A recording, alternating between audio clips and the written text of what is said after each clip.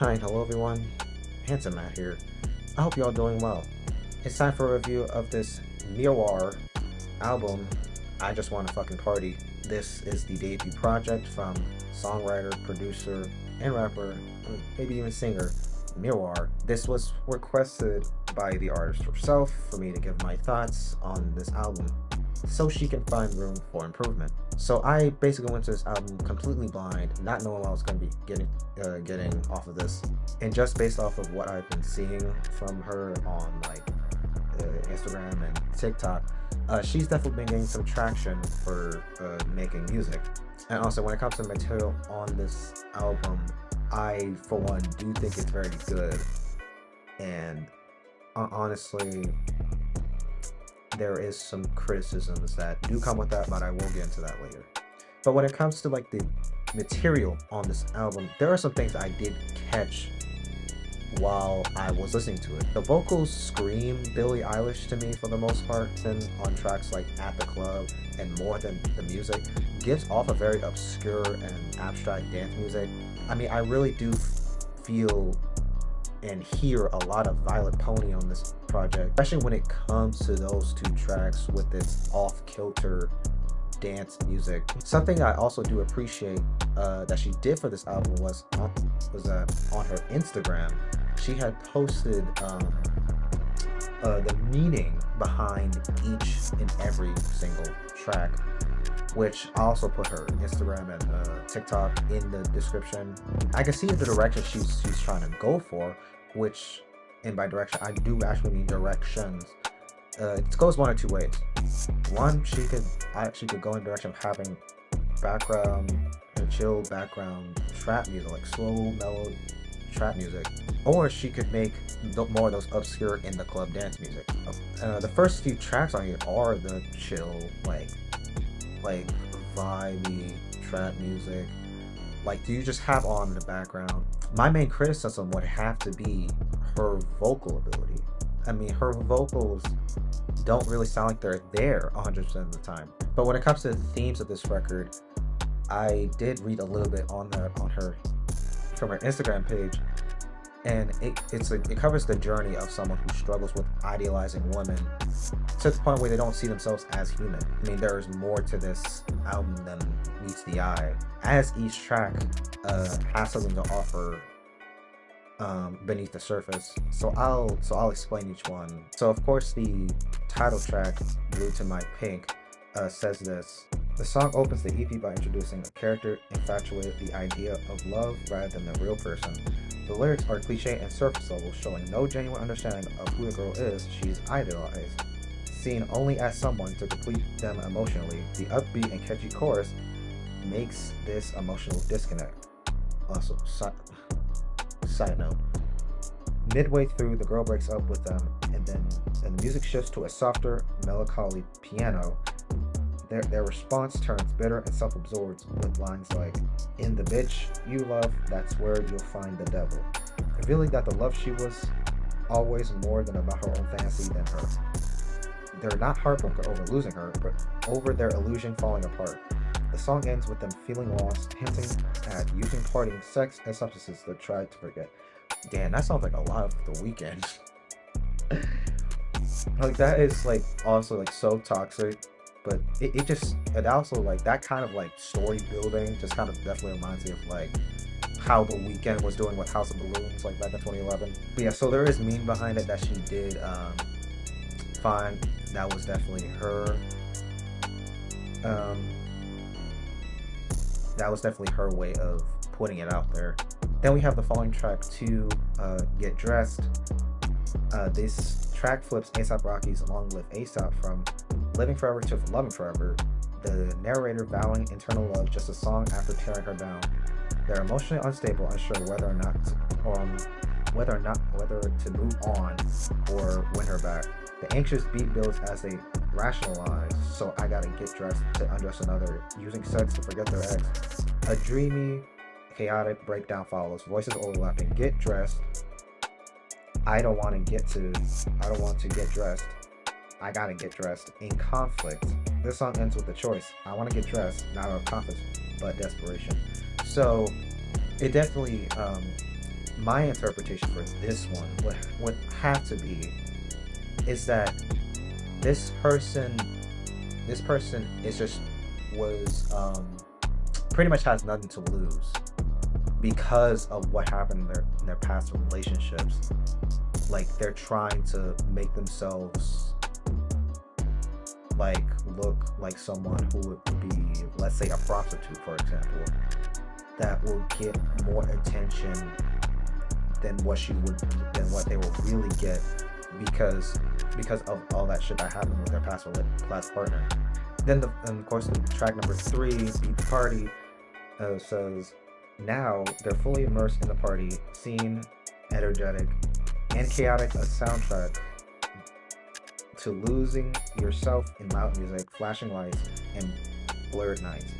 They're trying so hard to feel good, to convince themselves that they're over it, but the lyrics also hint at recklessness. They're drinking too much, smoking constantly, ignoring everyone who's trying to check in on them. They're numbing themselves, not healing. Lines like, if I want to smoke, pass the blunt. If I want to drink, pour my cup, show the denial and avoidance.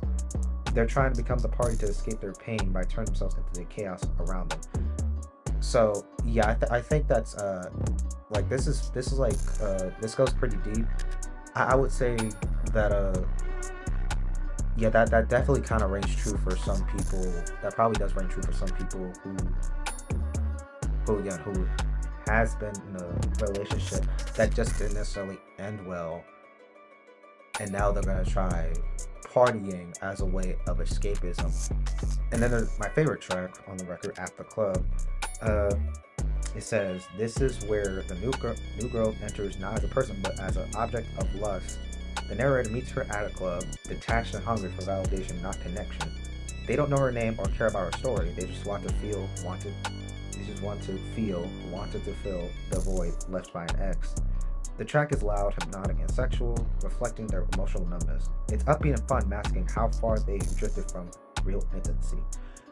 So my interpretation would have to be that this is someone who's this definitely shows like someone who has like this definitely sounds real for sure. The next track, Love Letters to Mary Jane. Okay, my interpretation for this one, it's literally just a symbol for sex and drugs and parties and the fantasy of love without responsibility. Basically just going around and sleeping with people while getting high. The next track, When the Party is Over, says this track is where everything catches up to the narrator. After the chaos, partying, sex, drugs, they're left feeling empty. The high is gone and the numbness hasn't healed anything. The song is slower and stripped down, reflecting emotional exhaustion, quiet desperation. A key line, quote, I don't change so much. Old me feels like a past life, end quote. Reveals regret and self-awareness. They've tried to erase pain through self-destruction, but now face the truth. Nothing external can fix what's broken inside. It's the EP's emotional low point, a raw moment of reckoning, and a start of real healing. Yeah, I would definitely say, pretty much. Yeah, that would be pretty much. Again, another thing that shows that this person is human and not an object. The next track, More Than Music, says, this song marks a shift in the narrator. The narrator starts seeing the new girl as a real person, not an escape. The beat is smoother, more laid back, reflecting clarity over chaos. So on this track, it really does start like seeing this girl as like a real person. Basically, they're not just here for like the sex, drugs, and partying. Like they're there for them. They're there to love them. They're there to support them. White Dress is the final track. In fact, it's the closer. And it says, the final track is a love song, not to the fantasy, but to a real person. The EP, which began with infatuation and projection, ends with vulnerability and clarity, and genuine connection. It traces the early spark, but focuses on who she is. not just who she looks like, not just how she looks like, rather.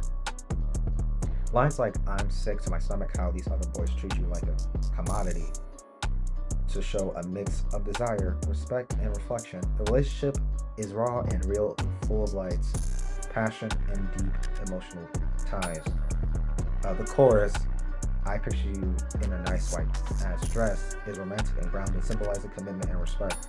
White dress goes the EP, and on a hopeful note, love is not as an escape, but as something real and lasting two imperfect people choosing each other in all their mess and beauty.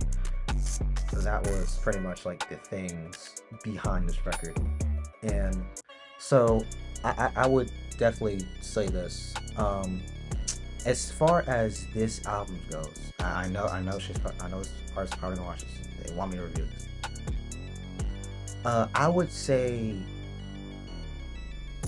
I don't think every single fan is gonna put in the effort to